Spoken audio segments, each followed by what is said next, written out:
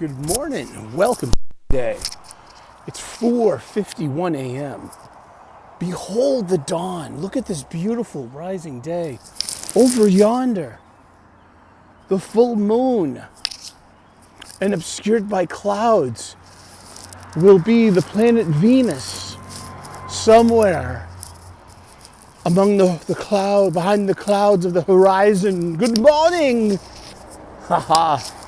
I have bird song. No bunnies on my lawn this morning, but I got bird song. North American robins, northern cardinals, song sparrows. We'll hear pigeons when we get to the train station. Of course. They don't sing.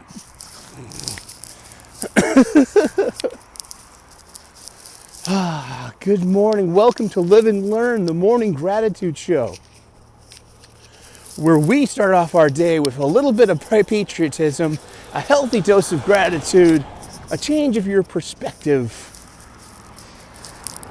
and the potential of better days today and yet to come. Good morning. Live and learn. Live and learn is something my mom has said to me all the time growing up. I guess she got it from her mom too, who got it from her mom, and all down the line. It ends with me. I didn't have children. So, it was either my cross to bear or it was mine to put down and walk freely. Don't know. I'm not questioning. And how are you doing this morning?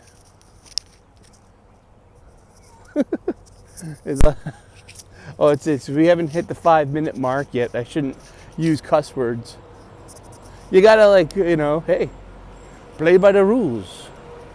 It is 56 degrees Fahrenheit at 4:52 a.m. Waiting for the bus that will take us to the train station. Waiting for the train that will take us to work. And I am full of gratitude. I start off my day with a gratitude list. It's a non-traditional way of doing a gratitude list, I hear. It's my own invention. When I got this gratitude list idea, it did not come with instructions. There was no model. There was no pictogram, such as you get with the IKEA or a Lego kit. No, I had to figure this out on my own. So I did it my own way, and I know it works for me. Having practice, daily routine, dare I say a discipline, but that word just triggers people. And so buttons. Well, that's something else my mom used to say to me all the time when I said so buttons. Like, oh gosh. So I start off my day with this gratitude list with what I call the Sully Foundation method, where I have a group of things and I start off my gratitude list with, and then and that's just to start it off with. Then I add to that all day long. It's not just for the mornings. The gratitude list literally carries on all day long into the night. I just wake up first thing out of bed, 3:47 a.m. every weekday. I roll out of bed. I already have 8 things to be grateful for. 10, may I say, 10. It used to be the foundation 8. Now it's 10. And I am grateful for my family, my friends, my faith, my freedom, my health, my union job, a good night's sleep, a solid breakfast. The peace that comes from being a single man.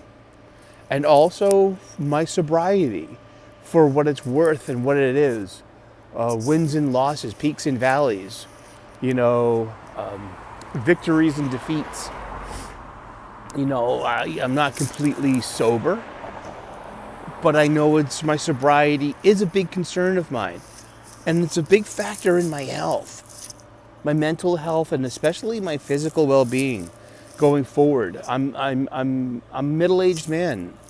You have to make choices and be like, hey, you're not 20 anymore. You shouldn't be really drinking as much as that.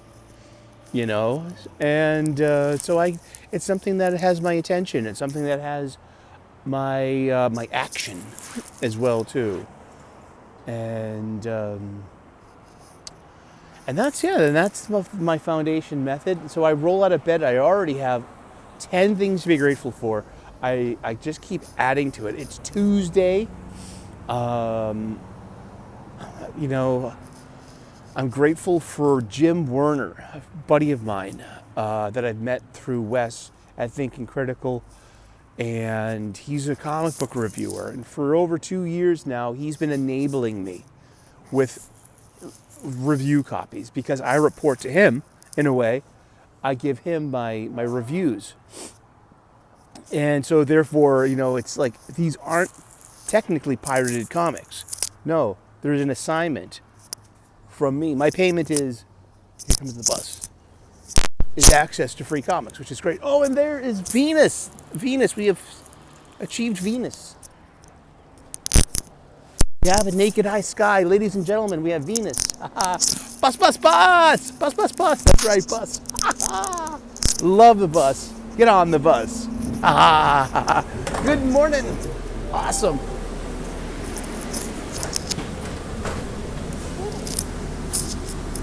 Whoa.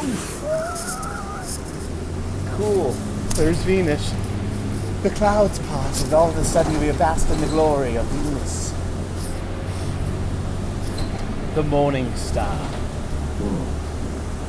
So yeah, thank you, Jim Werner. I mean, I got my review copies, and I have a deadline. I have a deadline to have them read and reviewed by Thursday, because what he does is he has a show with Wes from Thinking Critical on Wes's Patreon, and it's called Hit or Miss or Hot or Not. And Wes goes, so, what did Sully read this week? And it's usually just all Marvel comics. Occasionally there's a whole bunch of Skybound, Image, and Dark Horse, and some, like, you know, maybe Mad Caves, some Dynamites, just like mixed in, you know, like once a month. Good morning! And they all add up. I literally read, no lie, about 80 different comics a month. And the majority of them are Marvel comics, like 60. Then there's the you know, Jim used to get DC comics until DC was like, hey, you have to give better reviews. And he was like, no, I'm giving honest reviews. And they turned off the faucet. So I only review the DC comics that I buy and that I'm actually enjoying.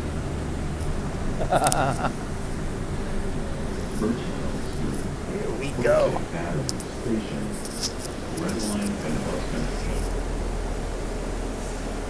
We're very grateful for Jim. He's a good guy. He's a family guy. He's got a wife. He's got 5 sons. Thank you so very much. Drive safe, buddy. Thank you. Get on the bus, bus, bus, bus, bus, bus, bus. Get on the bus, bus, bus, bus, bus, bus, bus, bus, bus, bus, bus, bus. Can we see Venus? I can't see Venus, but I can hear birds. Can you hear the birds? We've got robins, we've got cardinals, we've got song sparrows.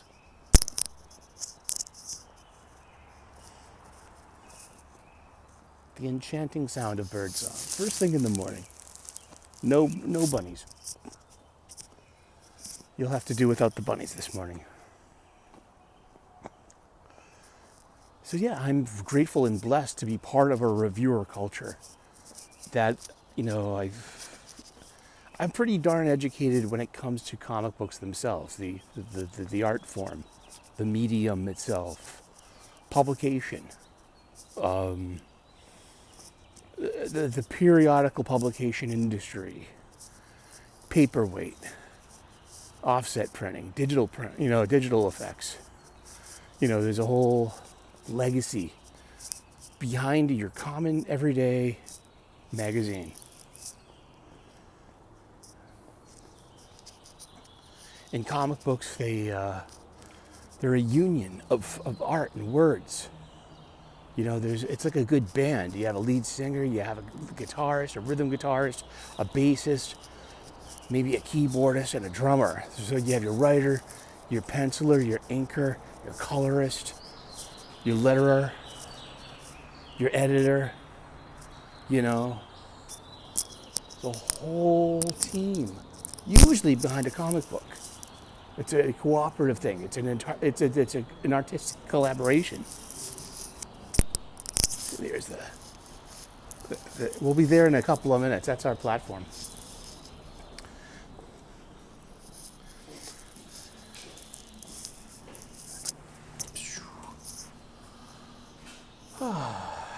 Here we go. Those are not pigeons. Pigeons don't sound like that. Haha, here we go.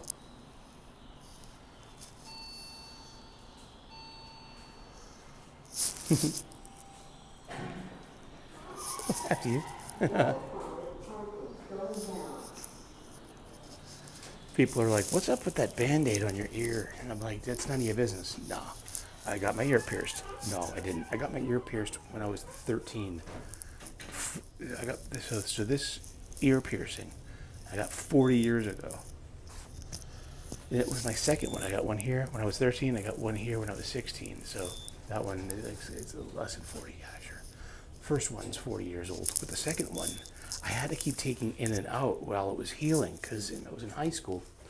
And I remember getting it. My friend Brian Nason and I were at the corner mall. It's 5 o'clock in the morning. And he wanted to get his ear pierced. And he was sitting in the chair and he was like, you know, get on there, you big pussy. It's just a fucking ear piercing. And Jolly Cod, Coffee, T-Pass. Let me see that. Go. So yeah, Brian was scared. It's fine because it is a little, you know, it's an ear piercing. You're gonna, you know, but I had one done when I was 13, and so I know it's no big deal. And so I was like, get out of that seat, you pussy. Yeah, like, you know, watch me. And I looked him right in the eye, and they just shot chunk right in my ear. I'm looking at him. I didn't even blink. And he's like, oh, okay. And he sits down. He gets it done. He's like, oh, yeah. All right, I get what you're saying now. And so that's how I got my second earring. And so I had 2 earrings. And it was the late 80s, early 90s. So I had 2 earrings. And then when I was 20, I got another one here because I wanted to look cool. I pledge allegiance to the flag of the United States of America and to the republic for which it stands, one nation, under God, indivisible, with liberty and justice for all. Oh, say, can you see by the dawn's early light what so proudly we hailed at the twilight's last gleaming, whose broad stripes and bright stars through the perilous fight o'er the ramparts we've watched were so gallantly streaming, and the rocket's red glare, the bombs bursting in air, gave proof through the night that our flag was still there. Oh, say does that star-spangled banner yet wave o'er the land of the free and the home of the brave.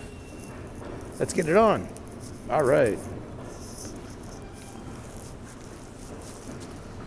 5:02 a.m. So we got about 11 minutes until our livery arrives, until the chauffeur pulls up.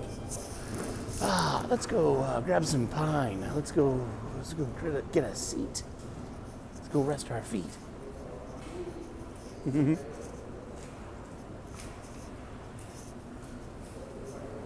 Well, let's go, little darling. Remember that you really love me. Come on, let's go tonight. Oh, I love you so, and I'll never let you go. Oh, come on, baby. Oh, little baby, I miss you so well. One more time, Richie. Well, one more time, Richie. Well, one more time, Richie. Well, come on, let's go, little darling. You ever see the movie La Bamba? Come on, man, La Bamba. Oh, Richie Valens? Blue Diamond Phillips was actually Filipino, and he shouldn't have been playing a Latino. Let's go on. And Isai Morales, who played Bob, his brother, wonderful role.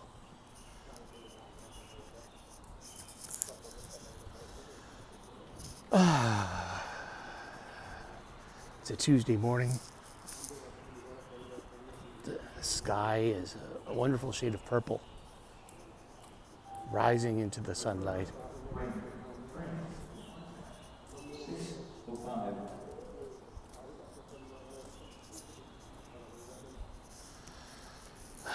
But yeah, thank you, Jim. I mean, I've elevated into more of a reviewer now because I know what to look for. I know what good art is. I know what bad art is. I know what the cheap shortcuts are now. I understand, who are the denizens of the Marvel bullpen, who are the editors, and it's at DC as well. I'm really into reading. I love reading. I love fiction. I love art. And comic books have been a huge lifelong passion of mine, a lifelong love. I keep going. Sometimes I get really down on it too, because a lot of these comics aren't that great. And talking about them sometimes gets a little bit, boring. Sometimes, being part of a reviewer culture, it becomes more of an obligation and less of a hobby. And that's where I kind of just it's like, but I agreed to this too. And I'm compensated in a way with free comics, and they're digital. I can download them if I want, I do for the good ones, like if there's a compilation or I'm like, ooh, let me grab that. But usually it's just it returns to the original intention of the comic book itself. It was printed on newsprint. They were inexpensive. They were meant to be read and to be kind of, flimsy and kind of disposable in a way. That's what makes scarcity happen. That's what increases your overall value of a comic book. It's not that it's some kind of foil cardstock variant cover done by an amazingly hard to get artist. It's about scarcity and it's about time. So, I mean, you can get if you had a Golden Age comic book, the Golden Age was from between 1938 to 1955. And it's in somewhat decent condition.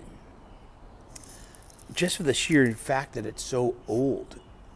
There aren't many of these anymore. That's what's going to drive its collector's, value, not just some fiat. I love my hobby. I'm so grateful and blessed for my hobby.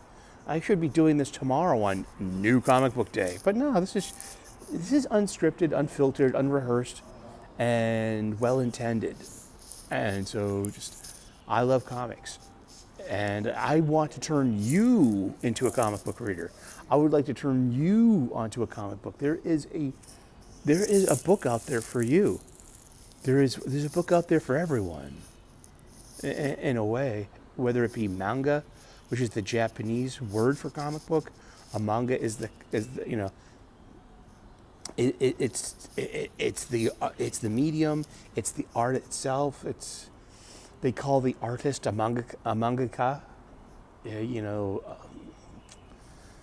The collection that the familiar collection that we know of as manga, the portable, smaller, squarish,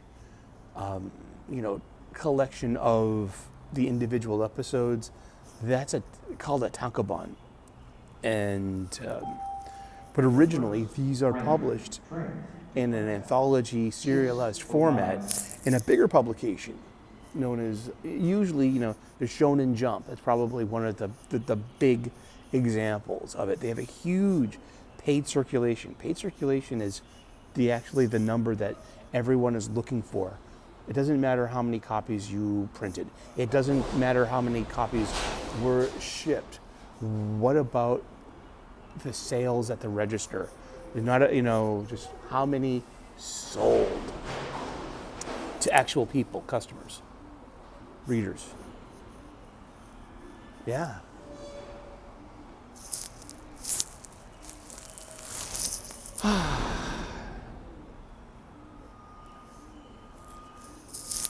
Yes.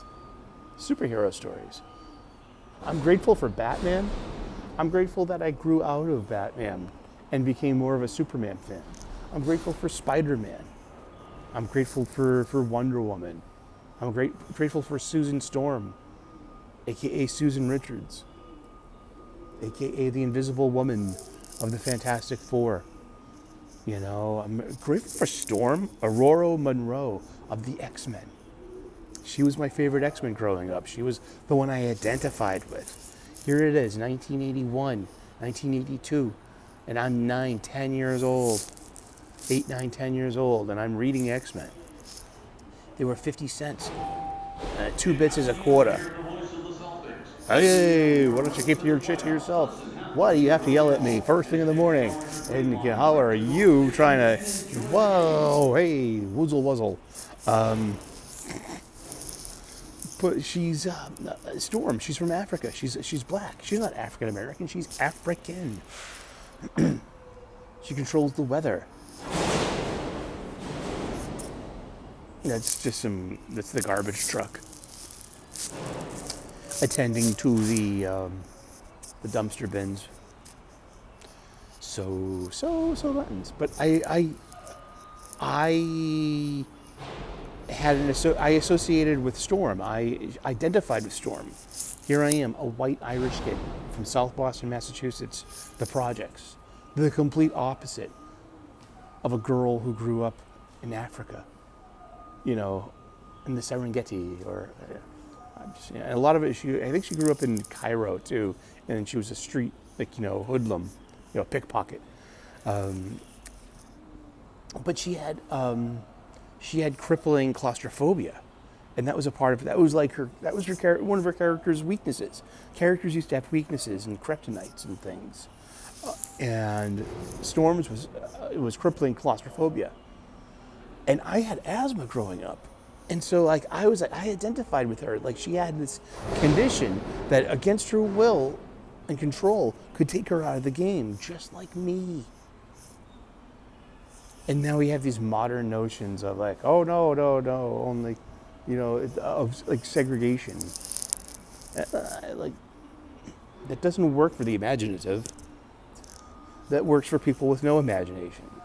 And there are fewer of them than there are of us.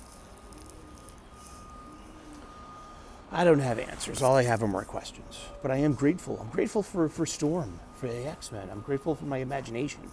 I'm grateful for my hobby. I'm grateful for the people in my hobby space. I'm grateful that I have a network of friends that I can make plans with. I'm grateful that I'm going to Dallas Fan Expo to hang out with these non-delusional parasocial friends I've made over almost the past 3 years. 6:05. I'm blessed and grateful. I am. I really am. I hope you are too. Well, I hope you go on to enjoy your day. I hope that you are satisfied. I hope you're healthy. I hope you're happy. And if you're not happy, at least you're content and not suffering. And that's about it. I'm going to wrap it up. I'm grateful that I had, a solid breakfast. I'm grateful that I had a decent night's sleep.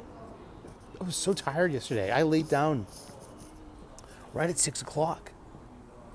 And it was like, I don't care. If I fall asleep, I fall asleep. I took my pills. And I was out before 7 o'clock. Maybe right around then. And I slept straight until, about, 3 o'clock or so.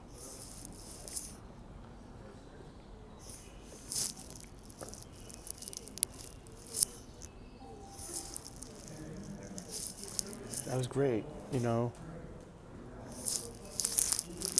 Alrighty, we're gonna get that train. We're gonna catch that train. Let's catch that train.